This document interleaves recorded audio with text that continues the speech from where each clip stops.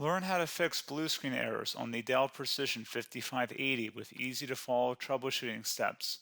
This guide covers common Windows crash issues to help restore stable performance.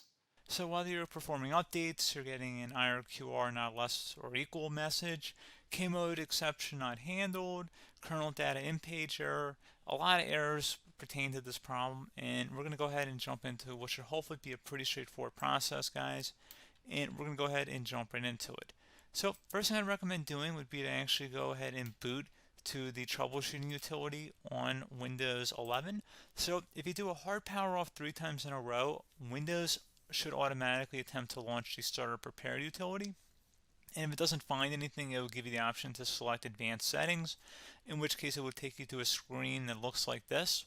Now, if it does not take you to a screen that looks like this, or you're unable to get to that, you can also download the Windows 10 Media Creation Utility, or Windows 11. They probably will make a creation utility for Windows 11 at some point.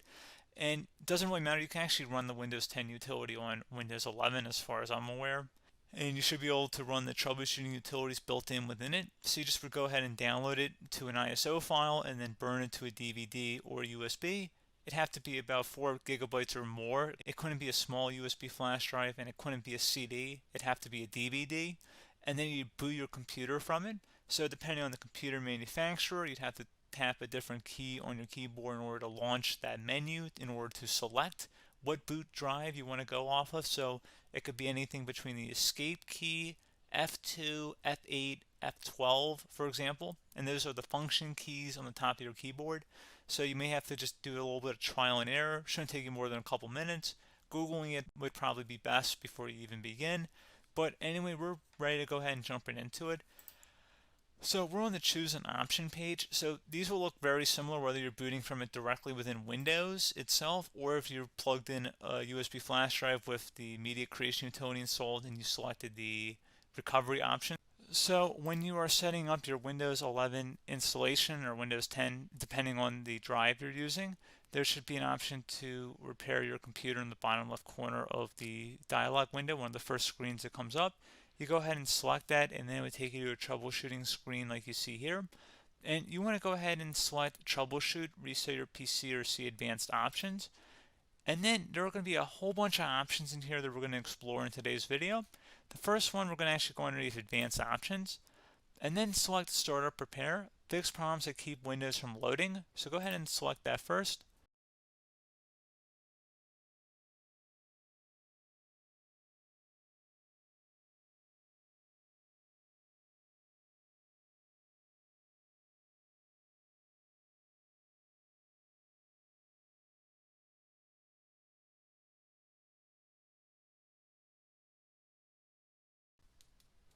Okay, so you can see it could now repair our PC.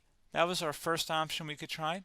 Something else, if we go back into advanced options here, and then select troubleshoot, we're going to go underneath advanced options again. You can go ahead and actually access safe mode by selecting startup settings. And then if you select the restart button, you have the option on the screen select safe mode with networking, which will give you a key on the screen. It'll tell you which key to press to enter that. I believe it's the F7 key. It'll do that for you. I'm not going to go over that in today's tutorial because I don't really want to go into safe mode, but you're more than welcome to attempt that by going into here and then selecting restart. Again, it'll launch another screen. It'll say what key do you want to press, and it'll give you like 7 or 8 different options, and you want to select safe mode with networking. There's also an option for a command prompt too, but that's going to be something we're going to cover later in this video, and we don't even have to go through that in order to access it. So that's why I'm not going to really push for that, because unless you know exactly what's causing the problem, you probably don't need to go into safe mode. Unless you're trying to recover files, in which case then you definitely can go into safe mode, but we're trying to actually recover our computer here. So I hope that makes sense. Something else we can also try here as well would be to uninstall updates, remove recently installed quality or feature updates from Windows. So if you go ahead and select that, you can uninstall the latest quality updates, which generally is the more day-to-day updates. Feature updates are the less regularly released ones, like the big ones. I would equate it to service packs in like Windows 7 and Windows Vista and Windows XP. So larger updates that occur once or twice a year at most. And the quality updates are more just a regular update. So probably obviously depend. It'll take longer if you're going to try and uninstall the latest feature update versus quality update, and maybe you don't need to go back that far. So just giving you guys a couple pointers with that. Something else you can also look at here, and we're going to jump into the command prompt in a little bit, but you can select System Restore, which will use a restore point recorded on your PC to restore Windows. And this is something I would highly recommend here, guys. So select Next. Assuming you have a restore point saved on your computer, you go ahead and select the most recently created one, and you'll select Next, and then you'll select the drive. You shouldn't actually have to select the drive. You can scan for affected programs, but we're going to keep it all default here, and then we're going to select Finish. So once started, System Restore cannot be interrupted. Do you want to continue? I think we're going to select yes. I don't think we have anything better to do on our computer right now, so just give it a moment here to initialize. It will take a couple minutes to run, obviously depending on how large your hard drive is and how much is saved on the System Restore point. So just give it a couple minutes here.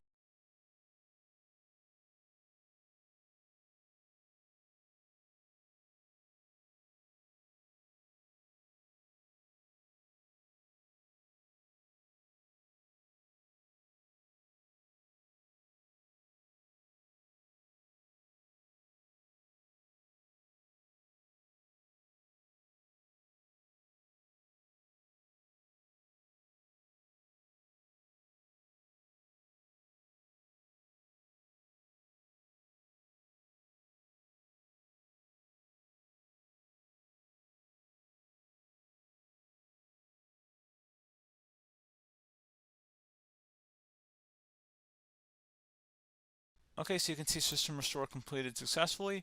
The system has been restored. Your documents have not been affected. Click the Restart button to restart your computer. Go ahead and select Restart.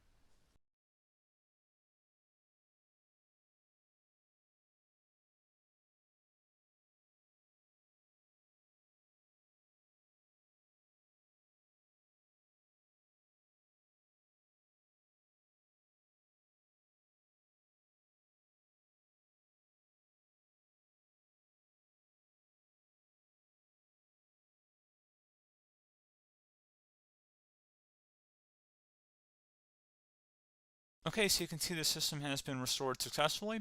We're going to go over a couple different methods in addition to that if that did not work. So I'm just going to pause the video and we're going to start back on the recovery screen that we started with. Okay, so a couple other things we can try here too. If you go back into troubleshoot, you can select reset your PC, let you choose to keep or remove your personal files and then reinstalls Windows. You can select to keep my files, which will remove apps and settings but keeps your personal files. You can also select remove everything, which will remove all of your personal files, apps, and settings. So this is more of a factory reset, the second option here. First option, it should not delete all of your personal files. However, it will pretty much clear most of your programs, and keep in mind, there's no guarantee that your information, number one, is even still available and easily recoverable on your computer to the point that you actually would be able to recover anything. And the second point is that there's always a chance that it won't actually recover and it will just do a factory reset anyway.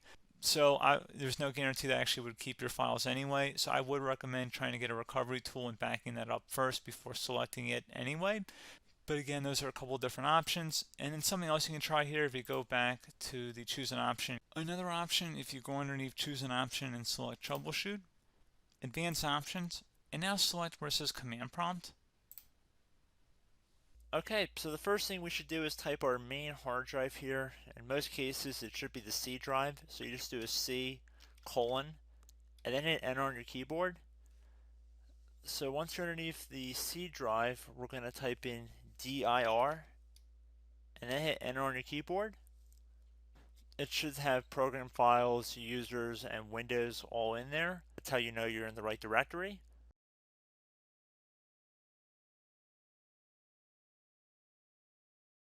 In some cases, it might be the D drive as well, so just keep that in mind.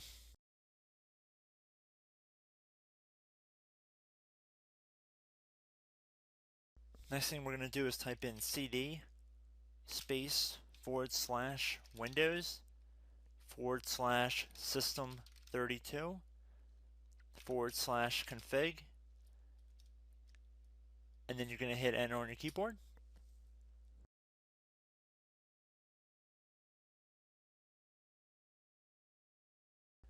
So now you're going to type MD space backup. If you've seen other tutorials, it might also say to put down MD backup. That's because the backup name is pretty common when you want to back something up. So you can name this whatever you want, doesn't have to be backup. So if you've already made a backup folder in the past, you could do backup 1, for example. So once you're done setting the name you want the backup to be called, hit enter on your keyboard again.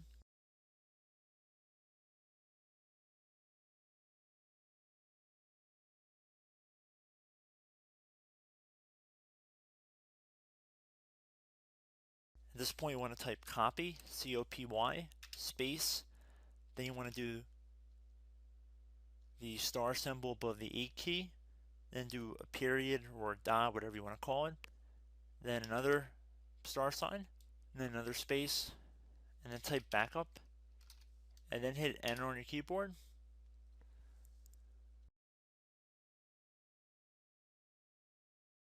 Now you want to type CD reg back, R-E-G-B-A-C-K, and then hit enter on your keyboard. So now that we are under the reg back, so now you want to type dir again, and then hit enter.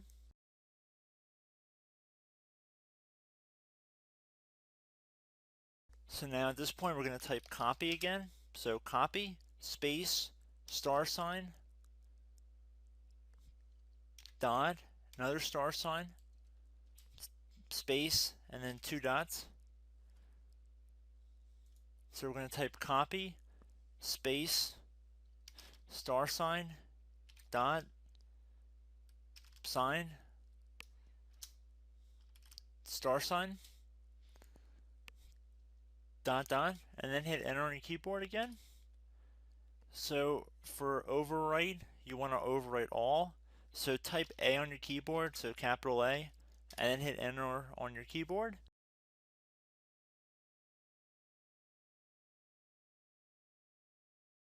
So at this point you should be good to go. You can close out of the command prompt window, and if you accidentally continue to Windows 10 you should be all set. So I hope one of these 3 or 4 different methods we went through in this tutorial helped you guys out. Again, I'm not sure if you guys heard me earlier, but try to go back into your safe mode if possible and uninstall any programs you know might be conflicting with the Windows startup if you can get into safe mode. So just keep that in mind. Something very simple like that could be blocking up everything. So again, I hope this tutorial helped you guys out, and I will catch you in the next tutorial. Goodbye.